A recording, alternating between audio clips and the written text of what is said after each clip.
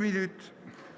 Merci Monsieur le Président. Ma question s'adresse à Monsieur le ministre de la Santé. La France a adopté une attitude modulée de lutte contre la pandémie au lieu d'un confinement brutal. Cette décision a été bien accueillie mais pose un certain nombre de questions que j'aimerais vous présenter sous la forme d'un QCM qui vous rappellera, Monsieur le ministre, peut-être l'heureux temps de vos études de médecine sans Covid. Première question, avez-vous réfléchi à une stratégie vaccinale pour les personnes de 65 à 74 ans, sachant que la Haute Autorité de Santé ne recommande pas de vacciner cette population avec le vaccin d'AstraZeneca? Deuxième question, la Bavière impose désormais l'usage des masques FFP2 dans les transports en commun. La plupart des scientifiques semblent penser que c'est une précaution superfétatoire. Mais à la suite de la recommandation du Haut Conseil de la santé publique d'abandonner les masques en tissu de mauvaise qualité et de leur interdiction dans les écoles, envisagez-vous de généraliser l'interdiction des masques en tissu de catégorie 2 au profit des masques chirurgicaux? Troisième question, le gouvernement a annoncé le déploiement prochain de tests salivaires en milieu scolaire au retour des vacances d'hiver. Prévoyez-vous de rendre ces tests accessibles à l'ensemble de la population et notamment sous la forme d'autotests? En effet, des start-up françaises j'en ai eu quelques-unes ce matin, ont développé des tests salivaires validés par la Haute Autorité de Santé qui doivent être lus par un professionnel de santé. Certaines de ces start-up seraient rapidement en capacité de développer des autotests salivaires qui permettront de tester massivement la population française à domicile. Le gouvernement est-il prêt à soutenir cette démarche française de tests salivaires et d'autotests? Dans quelles conditions pourrait-il être généralisé et pris en charge par la sécurité sociale?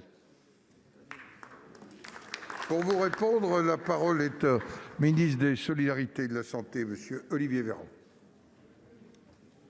Mesdames et messieurs les sénateurs, monsieur le sénateur Alain Marc, vous m'avez posé des questions précises, je vais vous faire des réponses les plus précises possibles.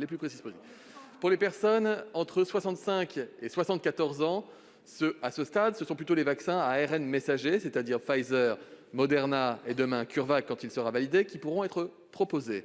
Le vaccin AstraZeneca n'a pas de recommandation, vous l'avez dit vous-même, à ce stade, mais si les données scientifiques devaient évoluer et dans le bon sens, alors la donne pourrait évidemment changer. Vous me demandez quand?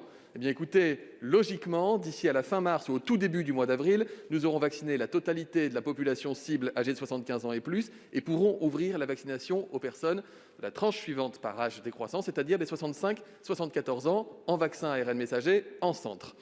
Deuxième question sur les masques.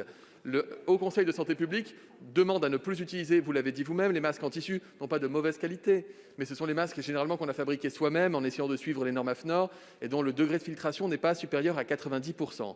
En revanche, la filtration à 90% est assurée par les masques FFP2, les masques chirurgicaux et les masques grand public nommés catégorie 1, c'est-à-dire l'écrasante majorité, près de 100% des masques que vous pouvez trouver dans le commerce. Il n'y a donc pas lieu d'aller vers une extension du port du masque FFP2. Il y a une région allemande qui l'a fait. Ailleurs, ça n'est pas le cas. Troisième question, les tests salivaires accessibles à la population? Oui, j'attends les recommandations de la Haute Autorité de Santé ce soir, avec des méthodes d'analyse en PCR particulières. Les laboratoires se préparent, nous travaillons avec eux depuis des semaines. Le public prioritaire, ce sont les enfants dans nos écoles, de manière à pouvoir identifier sans désagrément pour les enfants, des cas positifs et donc protéger et préserver l'école dont nous souhaitons qu'elle puisse rester ouverte le plus longtemps possible. Il y aura déjà des premiers tests salivaires à partir de demain menés par les hôpitaux de Paris et dès la mi-février, nous emmènerons 200 à 300 000 par semaine. Dernière question, les autotests salivaires. Hélas, monsieur le sénateur, c'est là qu'il y a un souci, c'est que la sensibilité de ces tests est de l'ordre de 11 à 40% pour les meilleurs d'entre eux. C'est-à-dire que si vous jetez une pièce en l'air, vous avez plus de chances d'avoir la vérité, à savoir si vous êtes positif ou négatif. La recherche continue en France et ailleurs. Aucun pays européen n'utilise réellement ces autotests à ce stade. Le Japon déploie un certain nombre d'autotests. Nous travaillons avec eux. Croyez-moi, dès que nous en aurons, nous les utiliserons. Ce sera un game changer. Je vous remercie. Monsieur Marc, quelques secondes.